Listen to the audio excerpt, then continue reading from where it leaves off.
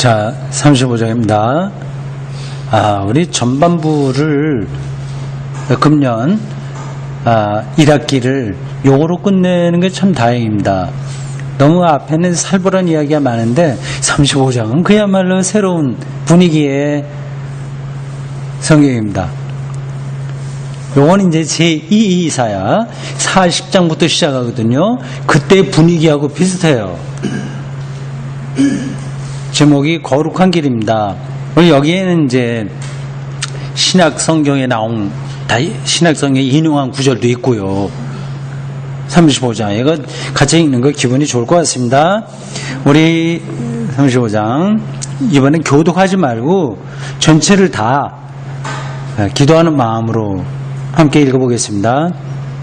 광야와 메마른 땅이 기뻐하며 사막이 백합화같이 피어 즐거워하며 무성하게 피어 기쁜 노래로 즐거워하며 레바논의 영광과 갈멜과 샤론의 아름다움을 얻을 것이라. 그것들이 여호와의 영광 우리 하나님의 아름다움을 보리로다. 너희는 약한 손을 강하게 하며 떨리는 무릎을 굳게 하며 겁내는 자들에게 이르기를 굳세어라 두려워하지 말라. 보라 너희 하나님이 오사 보복하시며 갚아주실 것이라. 하나님이 오사 너희를 구하시리라 하라. 그때 맹인의 눈이 밝을 것이며 못 듣는 사람의 귀가 열릴 것이며 그때 저는 자는 사슴같이 뛸 것이며 말 못하는 자의 혀는 노래하리니 이는 광야에서 물이 솟겠고 사막에서 시내가 흐를 것임이라. 뜨거운 사막이 변하여 못이 될 것이며 메마른 땅이 변하여 원천이 될 것이며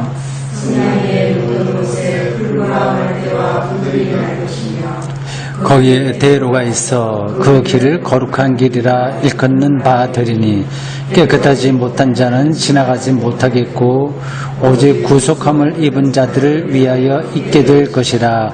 우매한 행위는 그 길로 다니지 못할 것이며 거기에는 사자가 없고 사나운 짐승이 그리로 올라가지 아니하므로 그것을 만나지 못하겠고 오직 구속함을 받은 자만 그리로 행할 것이며 여호와의 속량함을 받은 자들이 돌아오되 노래하며 시온에 이르러 그들의 머리 위에 영영한 희락을 띠고 기쁨과 즐거움을 얻으리니 슬픔과 탄식이 사라지리로다. 아멘. 네, 은혜로운 말씀입니다. 5절과 6절 요게 신약 성경에서 인용된 대목입니다. 마태복음 11장 5절 한번 찾아보실까요? 마태복음 11장 5절.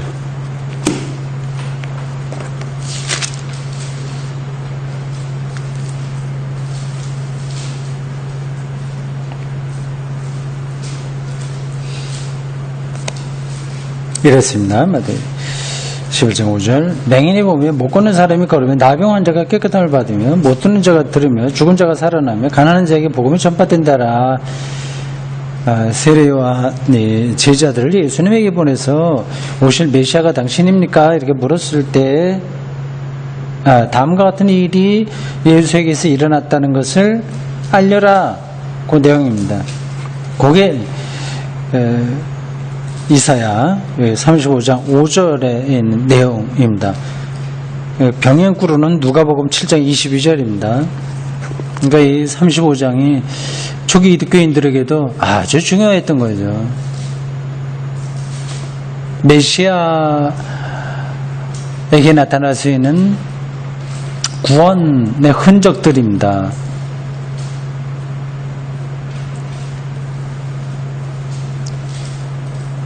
그 비슷한 이야기들이 35장 전체를 채우고 있습니다.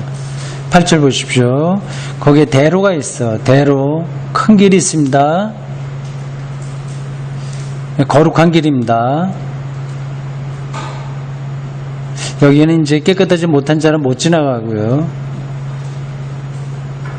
구속함을 입은 자들, 그러니까 구원받은 자들, 하나님께 받아들여진 자들,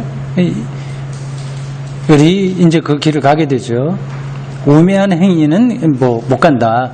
여기는 아무나 갈 수 있는 길이 아니다고 하는 겁니다. 거룩한 길이에요. 큰 길입니다.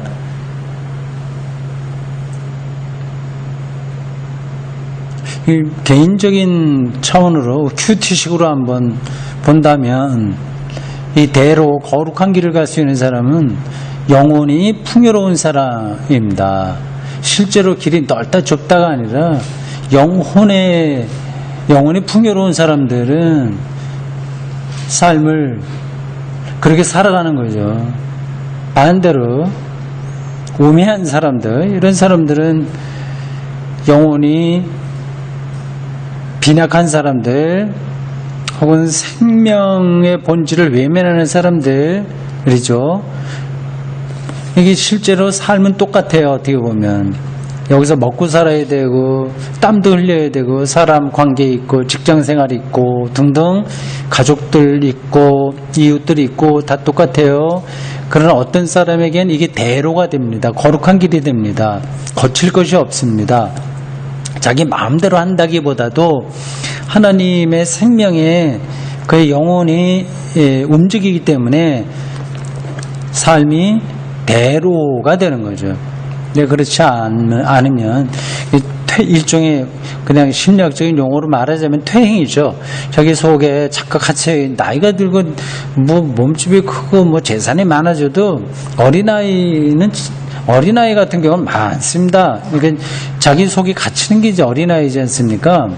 그러니까 자기가 벌어놓은 돈이 절대적이다. 그거를 이제 자기 삶의 근거로 삼는 게 이게 퇴행이에요. 사실 어린아이입니다. 그건 절대 자유롭지 못합니다. 대로가 아니라 대로를 못 다니는 거죠.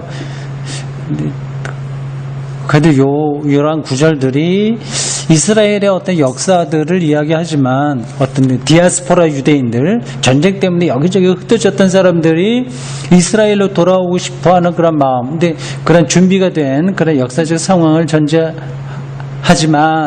그냥 우리 기독교인으로서 이걸 좀 신앙적으로 읽으면 바로 제가 설명한 그 방식으로 읽을 수 있습니다.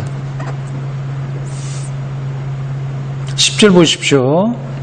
여호와의 속량함을 받은 자들이 돌아온다. 이게 다 종교적인 표현이라서 이게 뭔가 여러분들이 아마 대충 어린 짐작으로만 생각을 할 겁니다. 속량을 받았다. 이거는 노예가 돈의 지불을 받고 노예를 돈으로 다시 해방시켜 주는 거거든요. 속량받은 건. 그러니까 하나님의 속량을 받았다. 이게 뭐야? 하나님께서 우리를 위해서 뭐 돈을 내주신 건 아닌데 요거를 기록한 사람은 어떤 뜻에서 여호와의 속량받은 사람들이라고 말을 했을까요? 그걸 생각해야 돼요.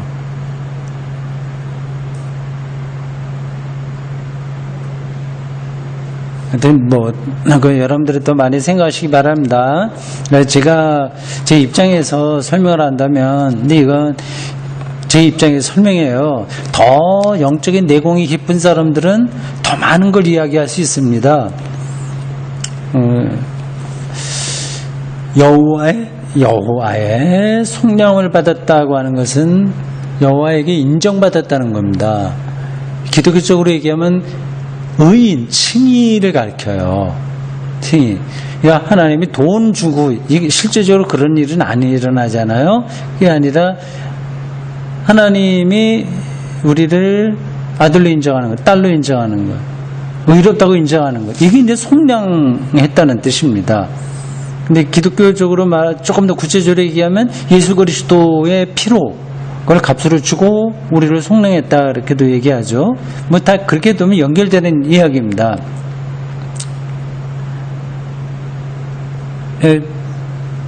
하나님께서 우리를 인정했다. 그건 또 뭘 얘기하는가? 그걸 더 여러분들이 생각할 수 있습니다. 그 말은 이게 다 상대적인 거예요. 그러니까 어떤 다른 것에 의해서 내가 인정받지 않아도 충분하게 생명, 삶을 누릴 수 있는 그런 상태에 들어가는 거, 이걸 가르쳐서 여호와의 속량함을 받은 것이다, 이렇게 얘기할 수 있습니다. 보통 사람들은 다른 것에 의해서 자기를 인정받으려고 하잖아요. 그래야만 내가 뭐다 이게 자기 정체성이 유지되지 않습니까? 뭐 국회의원, 아니면 어떤 선생, 아니면 누구의 뭐 아버지, 어머니, 아니면 뭐 하여튼 계속해서 우리는 그런 관계만이 아니라 어떤 돈 뭐 등등 이런 것으로 자기를 인정하고 인정받고 싶어하고 그것도 또 인정이 되기도 합니다. 하나님의 속량을 받는다고 하는 것은 전혀 그런 거 없이도 창조자 하나님의 관계 속에서 가장 풍요로운 삶을 누릴 수 있는 영적인 상태를 가리킵니다. 정말 그럼 좋겠죠? 근데 우리는 너무 머릿속에 다른 게 복잡하게 계산이 돼갖고 이런 데로 잘 들어가지 못할 때가 많습니다. 속량함을 받은 자들이 돌아오되 노래하며 등등등등 이렇게 나오고 있습니다. 즐거움을 얻게 되고 슬픔과 탄식이 사라진다. 거룩한 길에 대한 이 시편 같기도 하고 또 40편부터 나오게 되는 제2 이사야의 그런 위로의 말씀 같기도 한 좋은 말씀들입니다. 요 것에 대한 성서학자 오토 카이저의 짤막한 설명을 제가 복사물로 가져왔으니까 보십시오. 이 오토 카이저가 간략하게 이렇게 설명을 하고 제가 다 앞에 좀 앞하고 뒷부분은 빼놨습니다. 각 구절마다도 설명하는 것도 있는데 그거 다 빼놨고 전체적으로 1절에서 10절까지에 대한 요약 그 부분만 발췌해서 유인물로 가져왔습니다. 보십시오.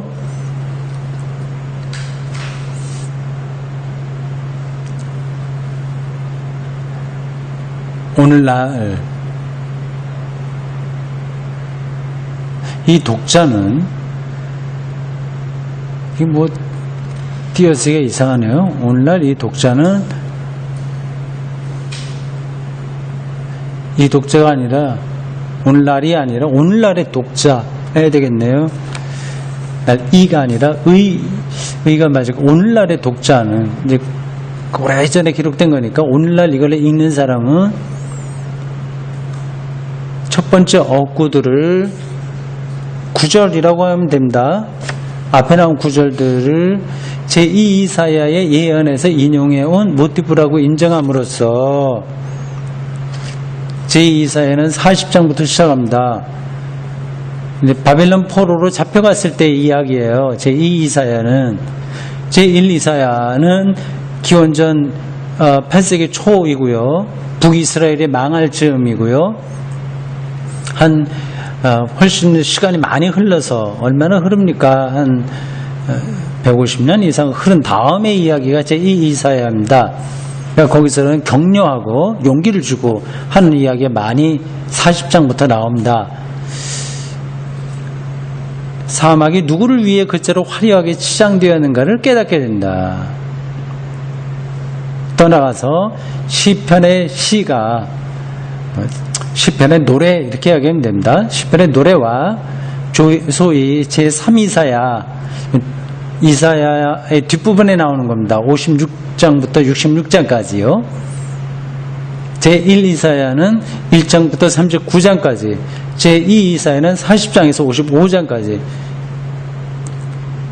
가장 후대에 기록됐다고 보는 제3 이사야는 56장에서 66장까지입니다. 여기에 나온 배음과 중간음은 널리 알려진 표상 공간 안에 머물러 있으면 입증이 됩니다. 말이 이상하죠? 배음. 이렇게 화음을 얘기한다고 생각하시면 됩니다. 도, 미, 솔, 도, 미, 솔, 뭐 이렇게 가면 이렇게 화음이 되잖아요. 뭐 배움은 좀 다른 뜻이긴 한데 어쨌든 전체적으로 이런 것들이 같이 모여서 아름다운 노래가 된다. 이렇게 생각하시면 되는 거예요. 심판도 있고 위로도 있고 여러 가지가 있는데 서로 다른 것 같지만 이게 전체 어울려서 하나의 아름다운 노래가 된다. 이렇게 생각하시면 됩니다. 그러나 모티브, 동기가 그를 기록하게 된 동기가 이 노래에 맞게 수정되었고 계속 발전되었다고 해도 우리는 이 단락이 35장이요.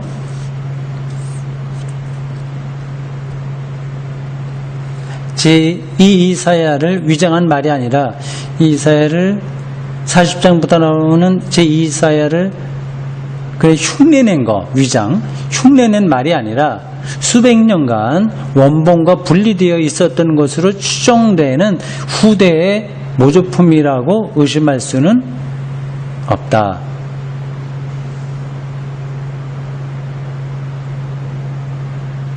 그렇게 하지 마라. 그럼 보면 좀 곤란하다 그 뜻이겠죠. 34장이 앞에서 본 거 하필이면 에돔 지방에 집중적으로 내려진 세계의 심판을 묘사하기 때문에 이전과 반대되는 것은 37장인데 바벨론이 더 이상 바벨론이 앞에 여러 번 나오고 하여튼 이스라엘 고대 이스라엘 역사에서는 아시리아하고 바벨론이 주요 그 적대 국가 아닙니까? 근데 34장에서는 에돔이 나와요. 그래서 바벨론이 더 이상 실제적인 적이 아니라는 사실로 판명되었으므로 그러니까 바벨론하고는 좀 다른 상황이라는 거죠. 6절은 5절이 42장 7절뿐만 아니라 42장 뭐 각 장의 저런 내용은 우리가 확인할 필요 없어요. 그냥 대충 지나갑시다. 18절에서 19절과 43장 8절을 무시하고 29장 18절과 32장 3절과는 달리 구원의 때에 대한 인간의 질병이 실제적으로 치유될 것임을 고려한다는 사실을 밝혀주고 있으면 분명하다. 그러니까 바벨론이라고 하는 큰 나라보다도 그 상황은 좀 아니고 인간의 질병 이런 것들이 치유되는 뭐 그런 한계 안에서 기록된 말씀으로 보는 게 맞다 그 뜻입니다. 그 후 이 말은 신약 성서에 앞에서 우리가 확인했습니다. 마태복음 11장 5절과 누가복음 7장 22절에서도 이런 의미로 받아들여졌다. 어떤 의미로요?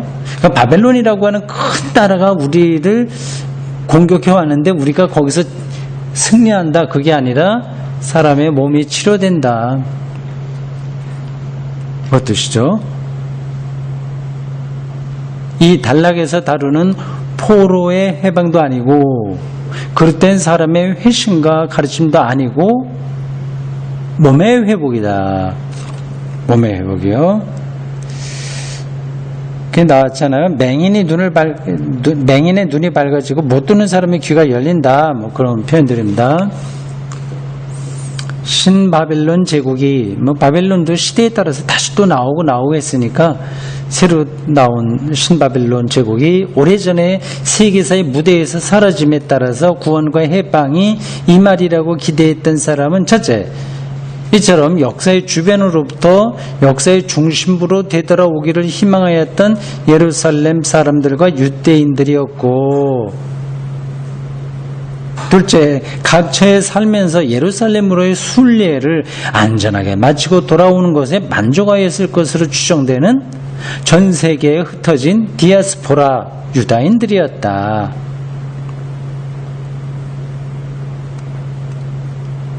유대인들에게는 그러한 영적인 갈망이 대단했습니다. 그래서 성경이 기록될 수 있었던 거죠. 그러한 디아스포라 유대인들의 해방을 향한 갈망, 그걸 얘기합니다. 그들 외에 또 누가 구원과 해방을 기대했을까? 디아스포라 유대인들은 그런 종말론적 전환으로 말미암아 종말론적 전환, 새로운 힘을 얻는 거죠. 정치, 어떤 권력 이런 것이 더 이상 힘을 발휘하지 못하는 방식의 역사의 전환, 그러니까 이렇게 해서 종말론적 전환이라고 말합니다. 말미암아 이거는 선지자적인 상상력이 없으면 할 수 없는 것들이죠. 대개는 다 정치적으로만 판단하지 않습니까? 말미암아 이익을 얻을 수 있으리라고 기대했을는지도 모른다. 어쨌든 그렇게 되면 신앙 때문에 이방 민족들에게 당했던 특별 취급을 당하지 않아도 될 것이다. 그들의 특별 취급은 결국은 박해로 이어졌다. 유대인들은 그 당시에 좀 이상한 민족으로 취급됐습니다. 아주 옛날부터 그랬습니다. 거의 뭐 수천 년 동안 내려와서 결국 히틀러 시대에 유대인 박멸까지 시도되었죠. 좀 이상한 사람들은 이상한 사람들이었습니다. 디아스포라 유대인들이 그 지역에서 융화하지 못하고 자기들끼리만 따로 좀 자기들끼리만 노는 뭐 그런 행태를 많이 보였습니다. 그리고 종교 이런 점도 유일신교를 섬겼으니까 고대인들은 유일신교가 없어요. 다 다신교입니다. 뭐 지금도 마찬가지죠. 뭐 되게 다신교적이죠. 자본주의도 일종의 종교니까 뭐 물질을 신으로 섬기는 거니까 뭐 그럴 수밖에 없습니다. 사람들이 먹고 사는 문제를 해결해 주는 게 최선이니 뭐 다신교로 가면 다 좋은 거 해결이 다 되는 겁니다. 근데 유대인들은 유일신교였기 때문에 아주 이상한 사람들이야 그런 취급을 많이 받았습니다. 그러므로 8, 9절은 40장 3절과 마찬가지로 바벨론 포로들 곧 당시로서는 동쪽 지방 디아스포라 유대인들의 단 한 번의 귀향길을 상징할 뿐만 아니라 계속 이용할 수 있도록 정해진 행진로도 상징하고 있다. 굉장히 복잡한 이야기예요. 다 잊어버려도 됩니다. 고대 그 당시에 정치적인 상황도 있고 또 개인적인 몸의 회복을 바라는 그 메시지도 있고 두루두루 여러 가지가 같이 연결돼서 35편을 구성하고 있다 생각하시면 됩니다. 이 길은 깨끗한 사람들, 다시 말해 특별히 유대인들만 사용했다고 한다. 그 길에는 이제 바벨론 지역 말이에요. 그러니까 티그리스 강하고 유프라테스 강, 지금의 이라크 지역이겠죠. 거기서부터 이제 팔레스타인까지 오는 유대인들만 사용하는 어떤 길이 있었던 것 같습니다. 그런 걸 그냥 상정하면서 이 시를 쓴 거죠. 그 길에서는 순례할 때 동행이 아무리 적어도 야생동물들을 무서워할 필요가 없었다. 좀 안전한 길이었던 것 같아요. 그거는 이제 유대인 디아스포라들이 발견했던 것 같습니다. 시인은 34장에서와 마찬가지로 유음중첨과 하여튼 이렇게 화음이 된다는 얘기입니다. 유음과 무음 이런 게 있어요. 성대의 떨림이 어떤 방식으로 나냐 하는 그런 거예요. 그게 모음과 자음인가 어쨌든 그런 게 중첨? 이상한 말입니다. 어쨌든 그런 소리 히브리어의 독특한 그런 것들과 두드러진 삽입구들 중간중간에 이렇게 저렇게 좀 들어갔다고 해요. 뭐 그때라든지 그곳에라든지 원래 없었던 것들이 이렇게 들어가게 되는데 그런 것들을 예술적으로 나타내고자 한다.